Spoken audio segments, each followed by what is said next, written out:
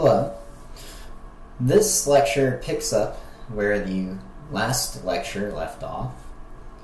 We had, in the last lecture, discussed the fact that sometimes having too many features can actually hurt you. So we introduced the idea of the curse of dimensionality,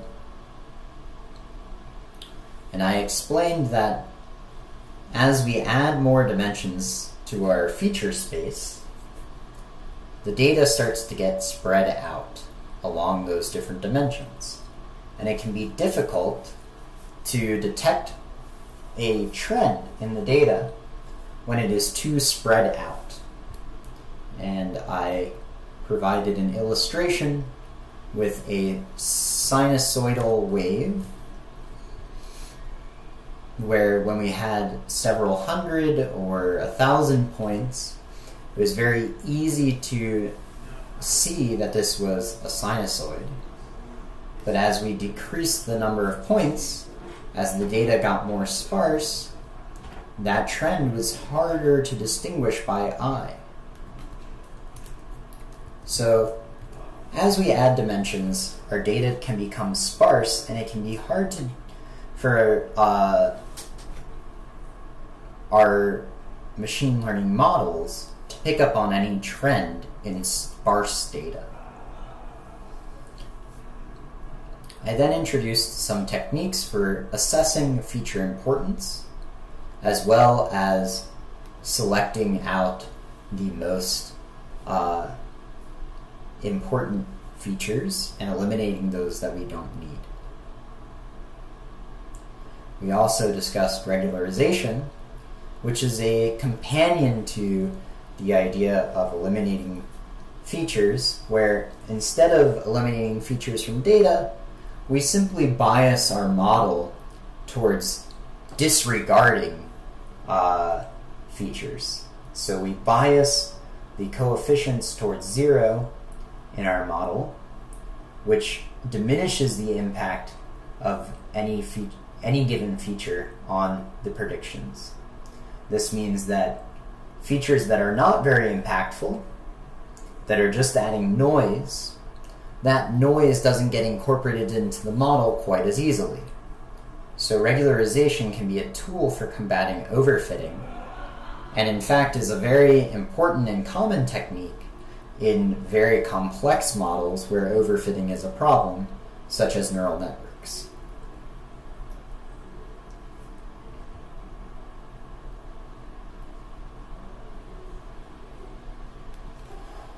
Today we're going to talk about correlation between features, multi-collinearity, and how to deal with that. So sometimes a feature may be strongly correlated with the outcome label that we're trying to predict. But it may likewise be correlated with other features, meaning that our feature matrix contains redundant information. So here is a correlation matrix for our California housing data set. And earlier I had shown a correlation matrix for some random data and said, look, neither x1 nor x2 is correlated with our target label y. But we can consider not only correlations between features and target labels, but between features. So for example, the average number of bedrooms is highly correlated with the average number of rooms in a home. And so having both of these features are somewhat redundant. Redundancy, or correlations between features, not only cost us resources in terms of storing useless extra information in memory, but additionally can add parameters to our model, or can lead to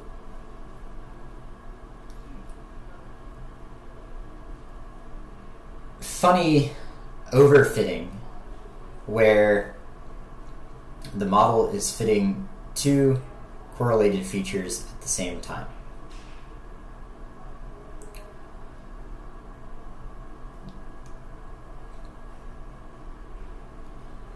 So the situation in which a feature is redundant upon other features, meaning it can be expressed as a linear combination of other features. So, some feature j is equal to a sum of other features, xi, with some coefficients. So in the event that average bedrooms is equal to average rooms minus some, maybe if we had average bathrooms in here, average bedrooms would be average rooms minus average bathrooms.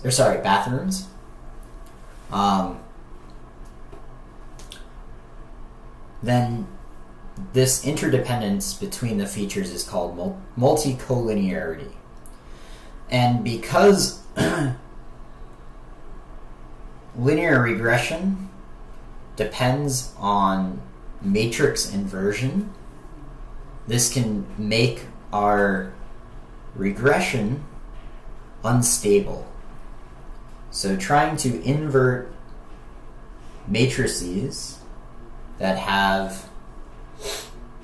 are multicollinear can lead our computer to have difficulties in the numerical computation and produce erroneous linear regression coefficients.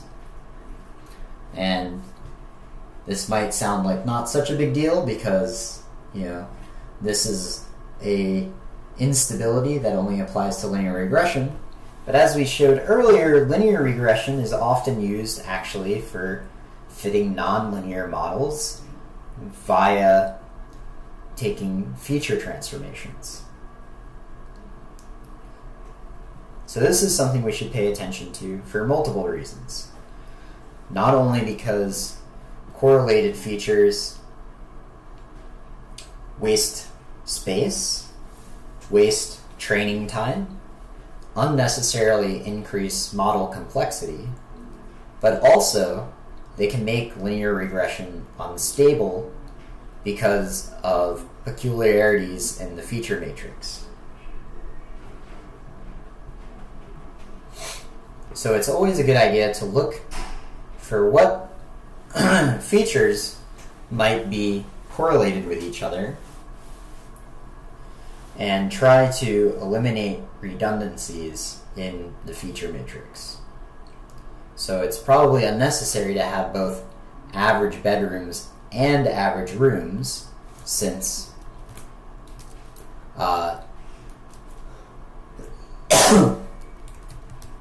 in most cases they're probably very similar, maybe only separated by some fixed constant.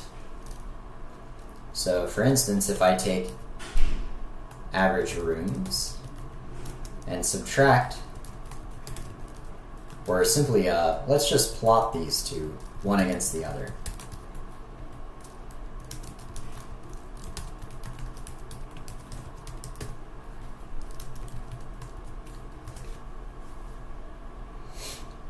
So we can see that these line up very linearly.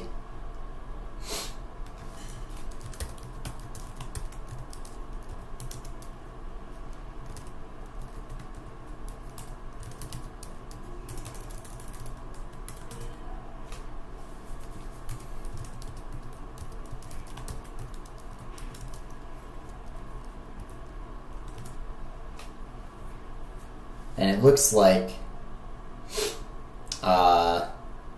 if we were to fit a line to this, that the average number of bedrooms scales something like the average number of rooms divided maybe by 5.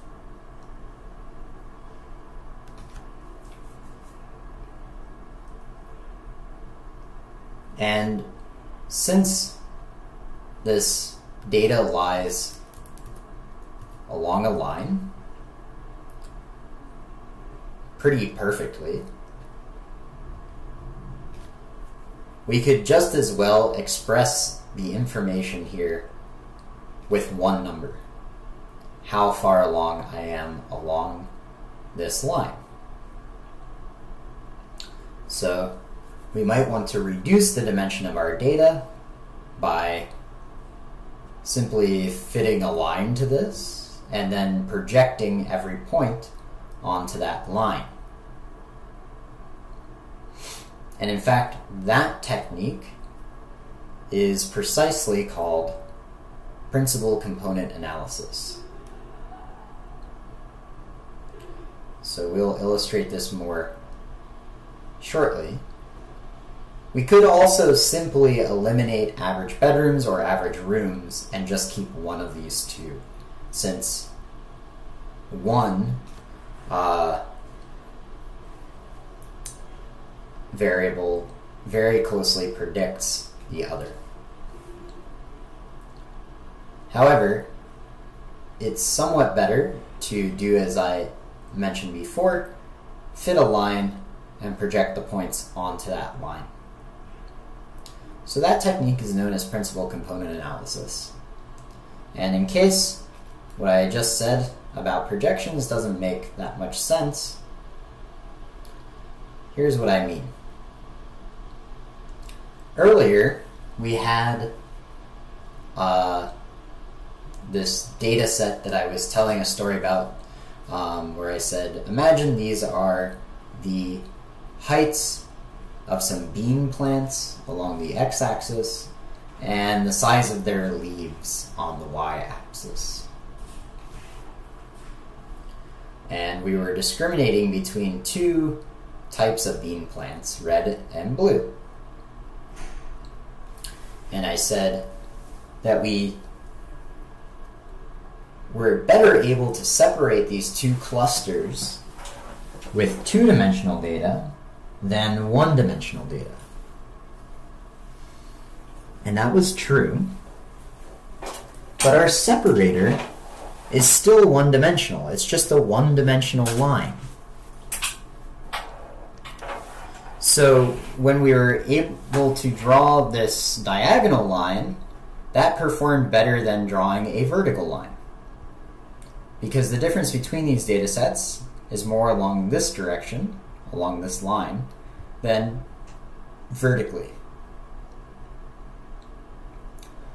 But I could imagine taking my data set and mixing the x and y axes together here by rotating the points in this space. So if I rotate the points,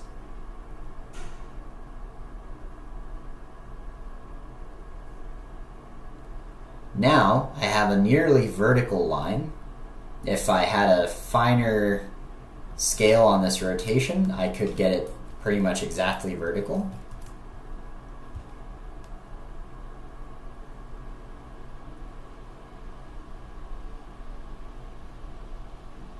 And if I, there we go. So this line is now almost exactly vertical. And if I collapsed the y-axis here, where, there's some spread along the y-axis, but my prediction now only depends upon the x value, because my prediction is just a vertical line. I'm just using a vertical line to separate these two clusters.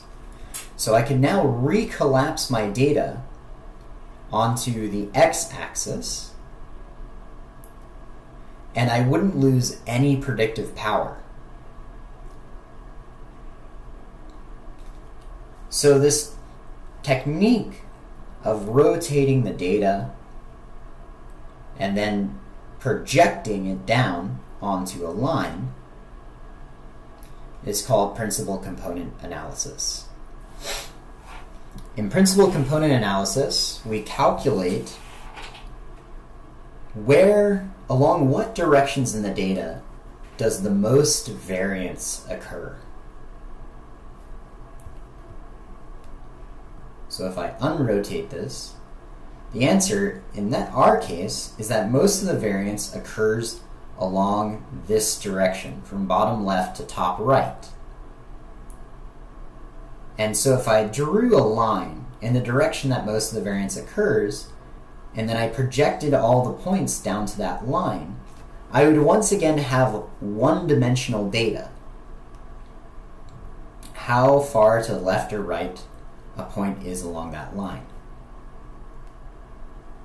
But even though I've taken my data from two-dimensional to one-dimensional, I haven't lost any predictive power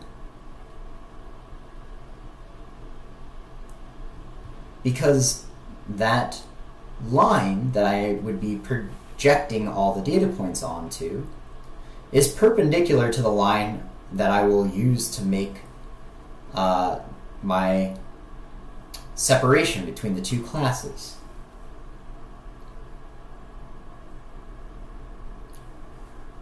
Now what's pretty neat is principal component analysis will figure out what dimensions the data varies along most automatically for us. And we just say how many dimensions we want as output. So we can reduce the dimensions of our data,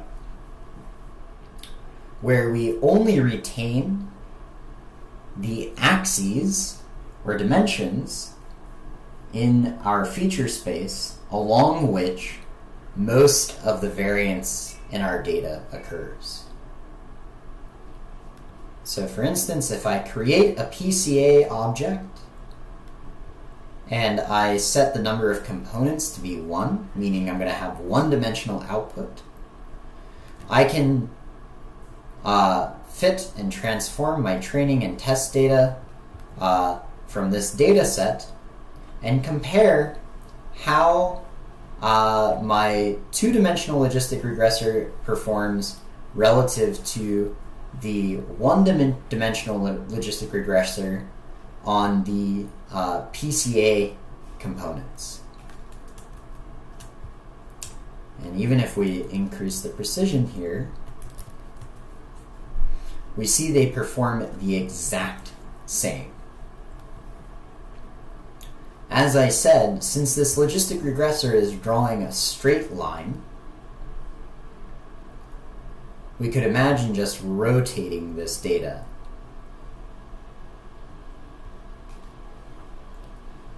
So that only one dimension of information actually counts or matters or impacts what predictions we make.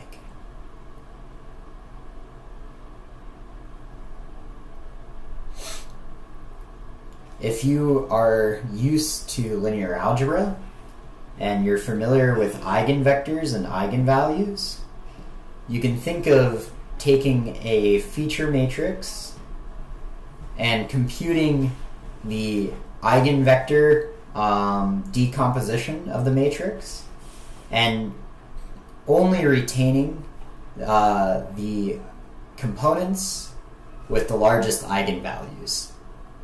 It's a very similar process.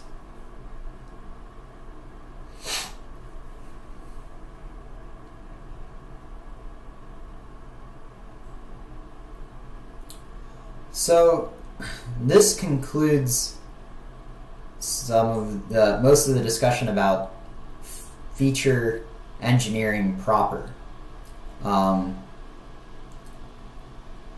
Feature extraction, feature transformations, and dimensionality reduction are sort of the typical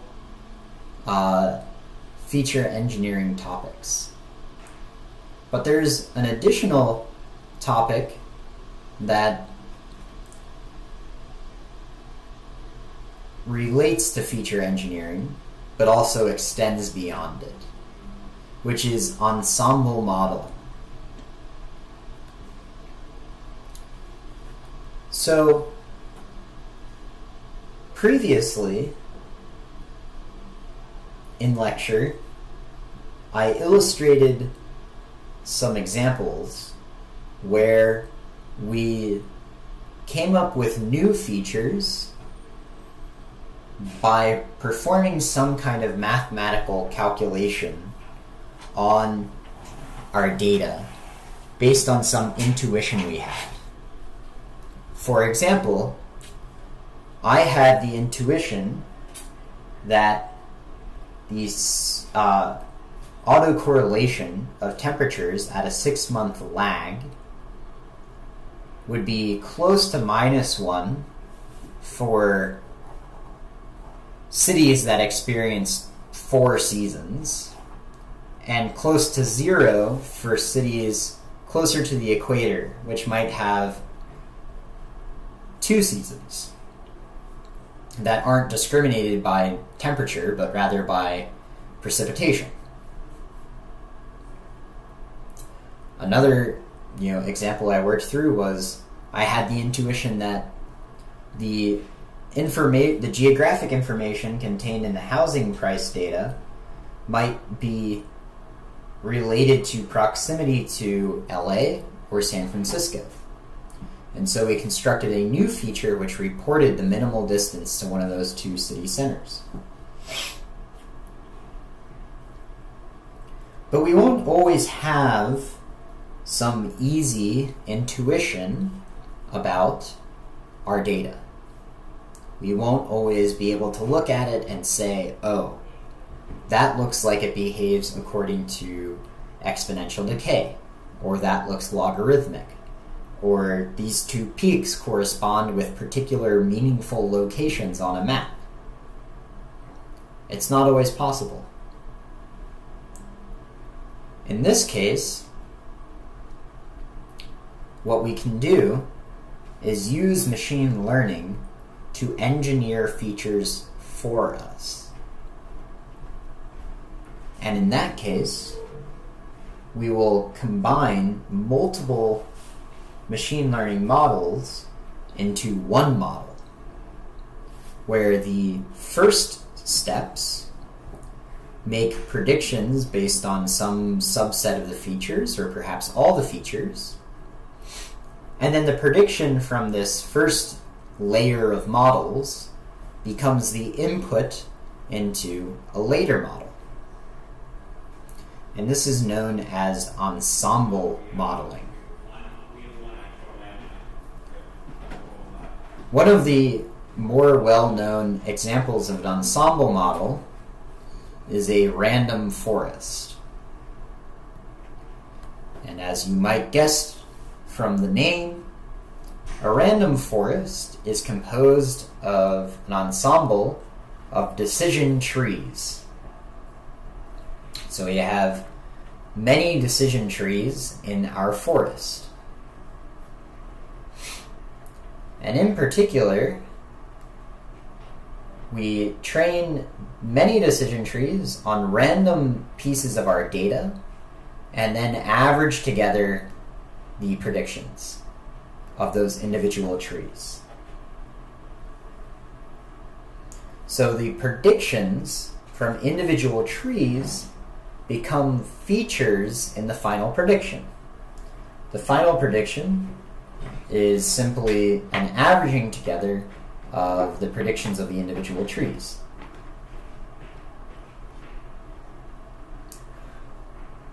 There's many different kinds of ensemble models, not just random forest regressors, or random forests, but also boosted forests, or custom ensembles where people might have radically different models, like a random forest and a k-neighbors regressor, and those are averaged together or combined in some kind of way.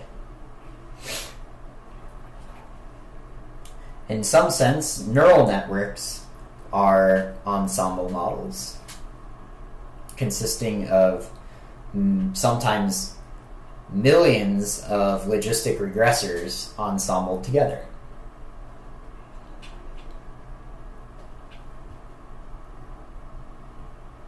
So let's have a look at this random forest regressor. The major advantage of random forest is that decision trees are prone to overfitting. Decision trees have many parameters if they are more than a few layers deep, since with each layer our number of parameters roughly doubles. And it can be very easy for them to overfit the data. The way that random forest regressors solve this problem is by taking many of these models, training them on just a subset of the data, and then averaging them together. In this averaging process, we hope, and often it does happen, averages out the noise that gets incorporated into any individual tree.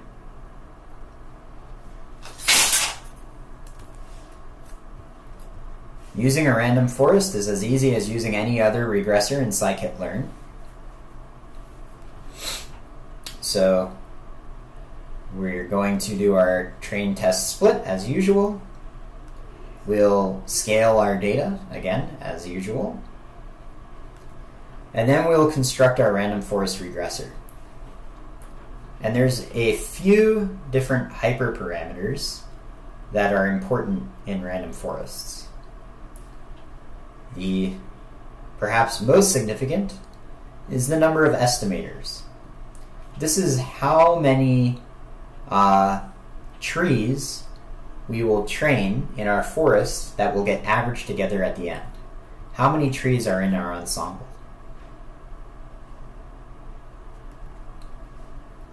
Other important hyperparameters include max features, which is when we're selecting random pieces of the data to train individual trees on, what fraction of the features will we keep in that random sample of data?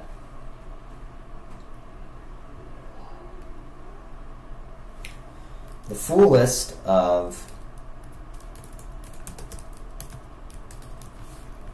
hyperparameters is, of course, available in the scikit-learn documentation.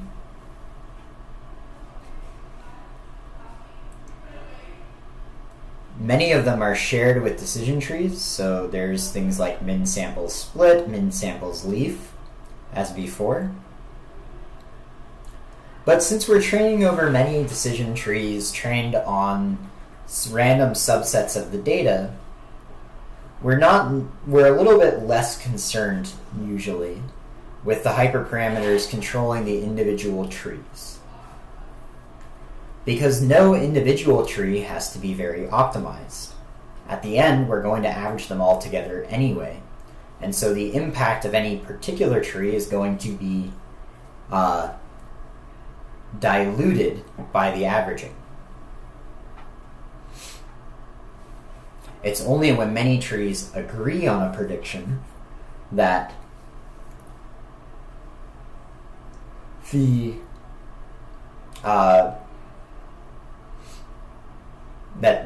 individual trees make an impact.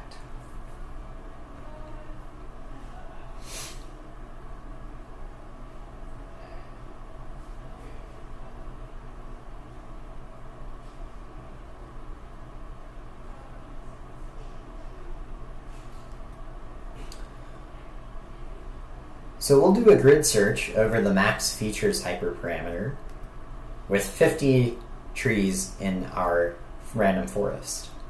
Now, you would often want to optimize this as well, but generally, more trees is always going to improve our forest, and then it just becomes a question of how many trees can we afford to train? how many do we have time to train?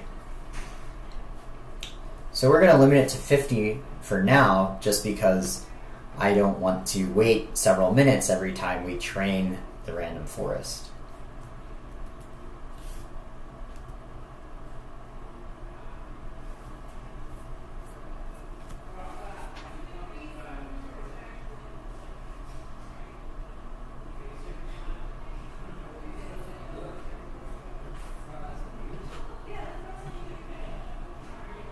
So even with 50 trees in the forest, this is already taking a fair amount of time. So you can imagine if we had 500, how much longer it would take.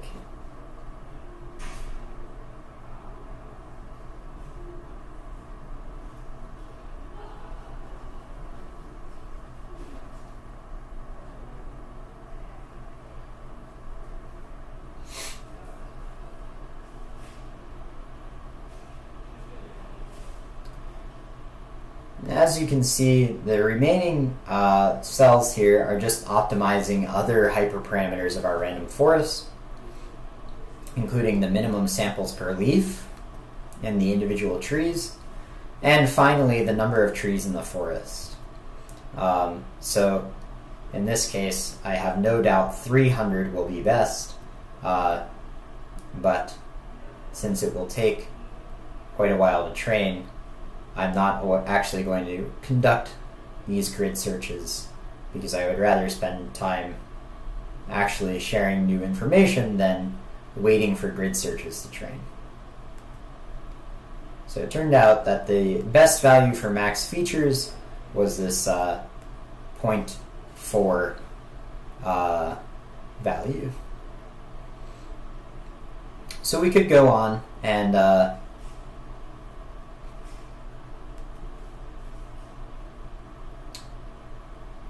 optimize the other hyperparameters, but I'll leave that to you as an exercise. The code is here, it works. And I'm going to move on to custom ensembles. So I mentioned that we might not want to only use traditional ensembling models such as random forests or boosted forests. Sometimes we might want to build our own. So there's two tools that Zach may have introduced you to already, called pipelines and feature unions, that are not only generally useful within scikit-learn, but are particularly useful for building ensemble models.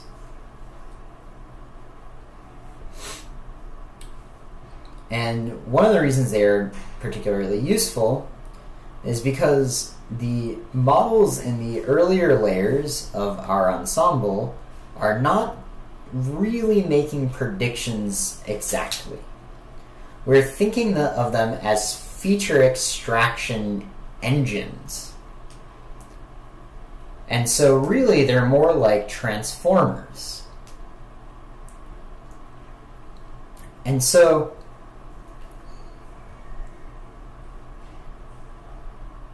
when we're building ensembles of our own, we'll often want to take an estimator and treat it as a transformer. Well, it's very easy to make a custom class in scikit-learn for new estimators or new transformers.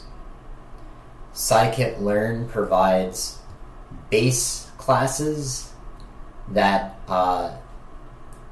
already define much of the integration into the rest of the scikit-learn ecosystem for you. And you only need to provide a few function definitions to provide the functionality of your estimator or transformer. So in our case, we want a transformer that accepts an estimator and then implements that estimator as a transformer. So we'll give it an initialization method that accepts an estimator, and we'll just store that estimator in an attribute. Then when we fit our transformer, we're just going to fit the estimator, and then we'll return self. So this return self is a standard way to end any fit method in scikit-learn. It's responsible for the fact that we can do things like, let's see.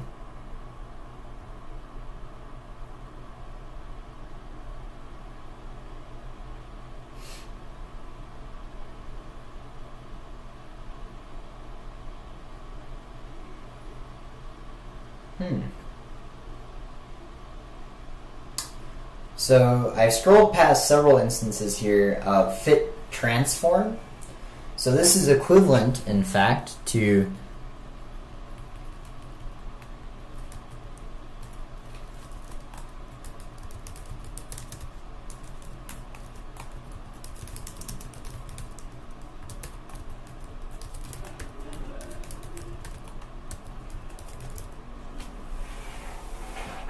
calling fit followed by transform. And this chaining of methods together, which we see often in pandas as well, is possible because the fit method returns self. So it returns the transformer, meaning that we can call fit from the transformer. It returns the transformer, so we can go directly and call transform immediately after.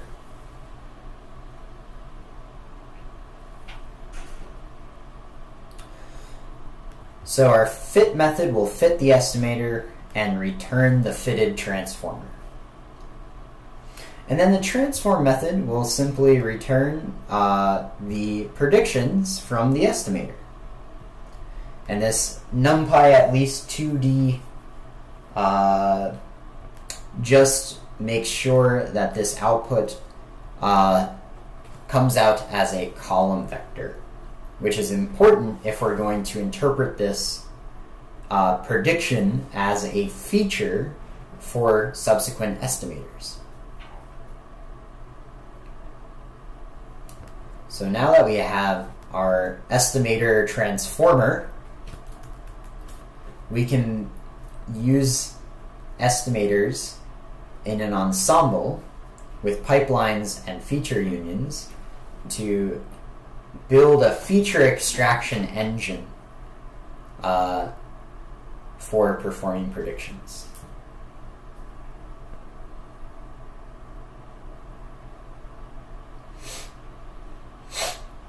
So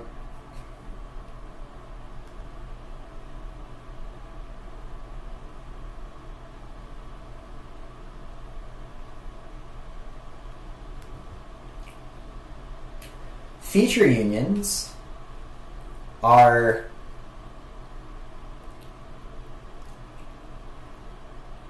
objects that accept several transformers and executes the action of those transformers on the data in parallel.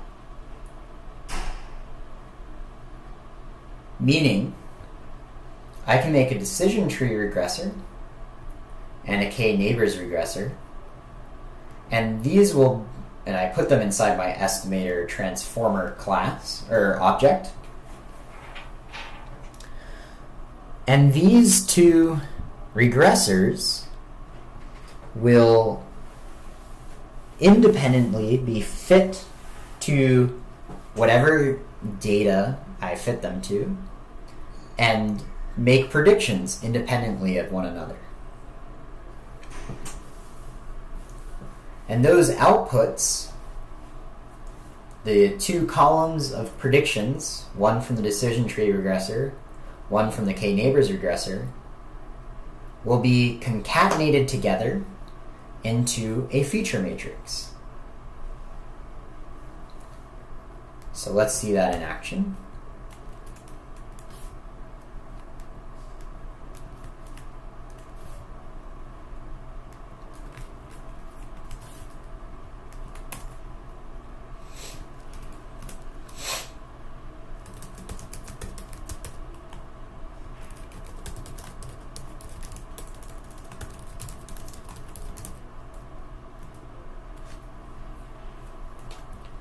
So on the left, we have all the predictions from our decision tree regressor, while on the right, we have all the predictions from our k-neighbor regressor. And we can see in some cases they agree. These predictions are pretty close, but in some cases they disagree quite a lot. Which one is better? I'm not sure. I haven't compared them. But here, I'm going to treat both of their predictions as inputs to a final estimator. And really, I'm just going to average these together, meaning I'm going to do linear regression on them. So there will be some kind of weighted average between the two predictions here.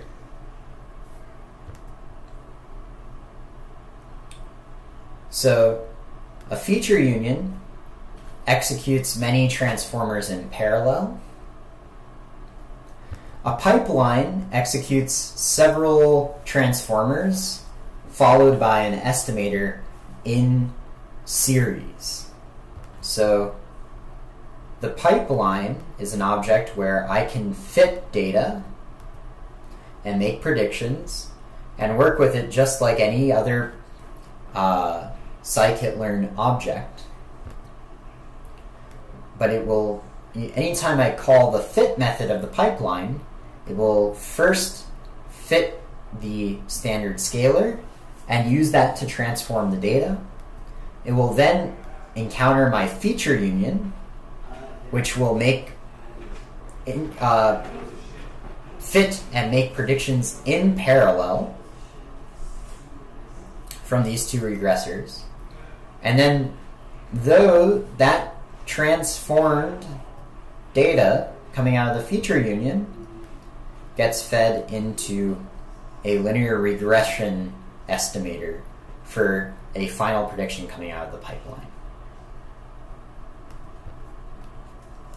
So if I had to draw a diagram of how this looks,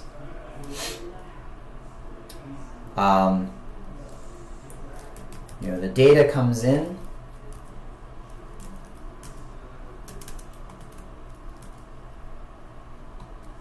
and that goes to the scalar, and then the data kind of forks to the KNN, the k-neighbors regressor, and the random forest. And then it rejoins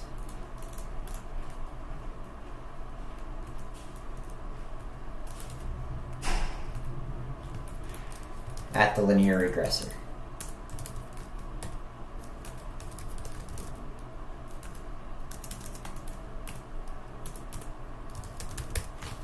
So the data flows in through the pipeline. So this entire thing is the pipeline, and it always connects the raw data to the output. The pipeline is like our complete model all the way from the raw data to the output. Contained within the pipeline is a feature union. So you can see these steps, the KNN and the random forest, are being calculated in parallel. The data forks and flows to both of them simultaneously. So by using pipelines and feature unions, we can build up complex computational graphs with, arbitrary kind of architecture.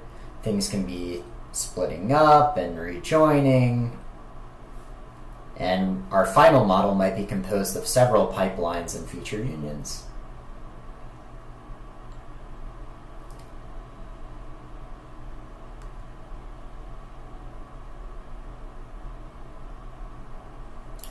So for whatever reason, our ensemble model did extremely poorly here. I'm not sure why that happened. I don't think this was happening before.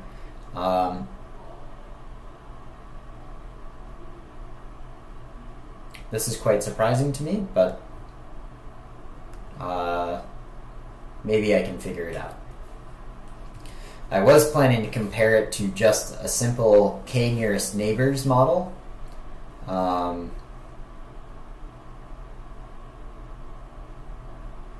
So here I make a little pipeline that just has a standard scalar with the k-nearest neighbors, regressor for making predictions, with a grid search over the number of neighbors.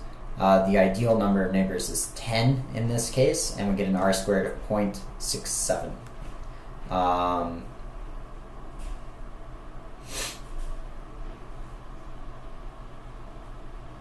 I'm not quite sure why this would be doing so badly.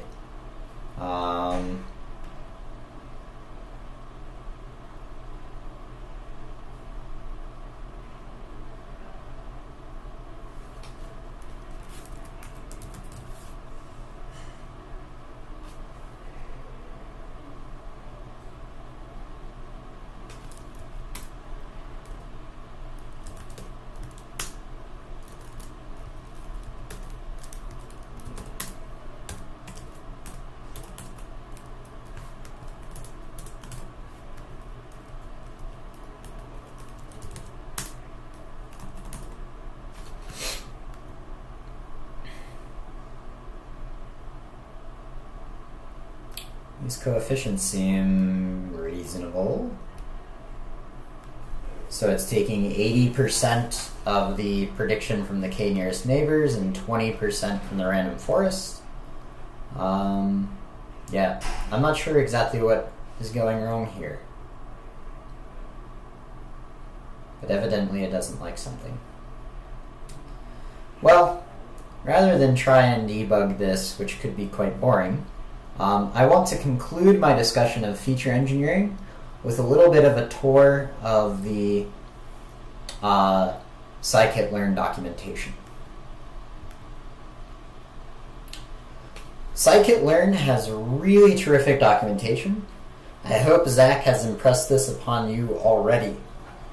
But in case he has not, or even if he has, I want to show you parts of the documentation significant for feature engineering. So, scikit-learn is organized into a variety of sub-modules or sub-libraries. And there are ones like feature extraction, feature selection,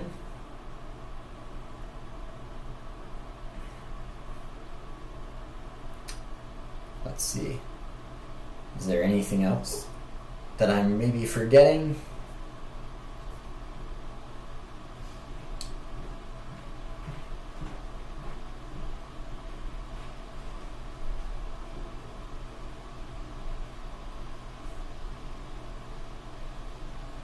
No. So these are the two big ones for feature engineering.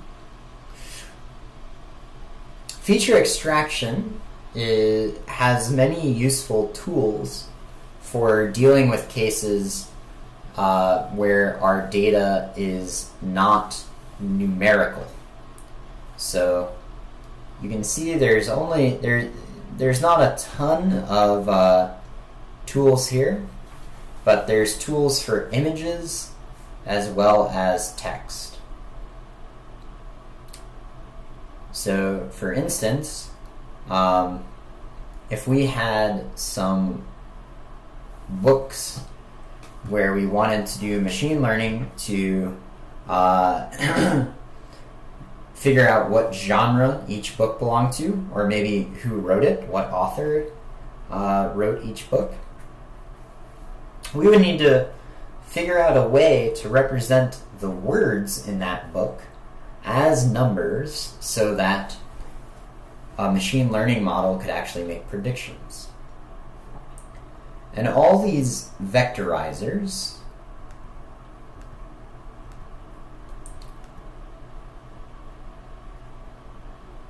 are tools taking different approaches to solving that problem. So the count vectorizer is the simplest, and it simply says, okay, there are maybe 10,000 unique words in all the books. I'm going to construct a feature matrix where each book is a row, and the words in that book, my 10,000 unique words, are represented by different columns in the matrix. And then I'd simply have the count of how many times each word appeared in that book as my feature matrix. So for book A, in the first row of my matrix, it might have tallies in different columns depending on what words it used. So if the word the is column 0, it might have 2,000 counts of the word the, and then the second column might be the word and it might have 3,000 counts of the word and so on. And each column represents a different word, each row represents a different book. And now I have a feature matrix containing numbers that I can do machine learning with. Now you might complain that words like and the are not that interesting. And I would agree with you. And in fact, there is a keyword here, stop words, that allows us to exclude certain words from being included in the analysis. So this particular feature extraction method is part of a collection of techniques known as natural language processing, which is not part of the curriculum, but it does illustrate a case where we have to think pretty carefully about how we're going to represent our raw data, text in books, as numbers that a machine learning model can work with.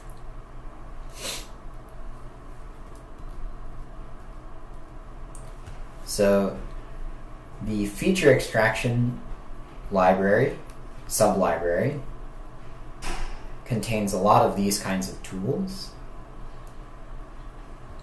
as well as the scikit-learn documentation in general has user guides for almost everything that shows use cases and explains the logic behind the tools, advantages and disadvantages. There's a lot of great information in these user guides. The other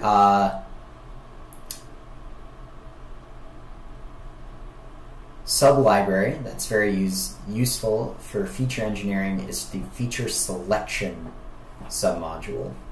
So I touched on this a little bit with recursive feature elimination. And we also saw these ones, select k-best, select percentile. There's also tools for estimating mutual information, performing chi-squared tests, F tests for analysis of variance, all sorts of things for testing whether or not features might be useful to our model or whether we should throw them away.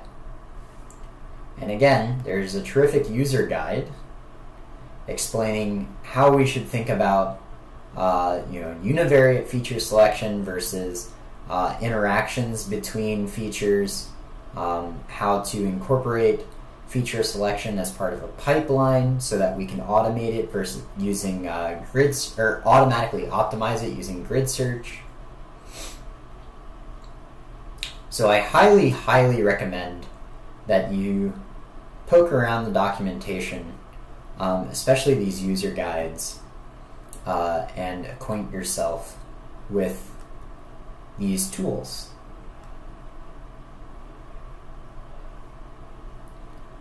So that concludes lecture on feature engineering.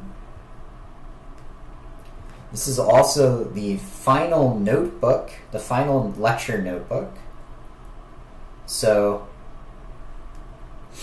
as we proceed, I'm going to spend lecture doing a mix of review to present a complementary and alternate view on some of the topics Zach's talked about,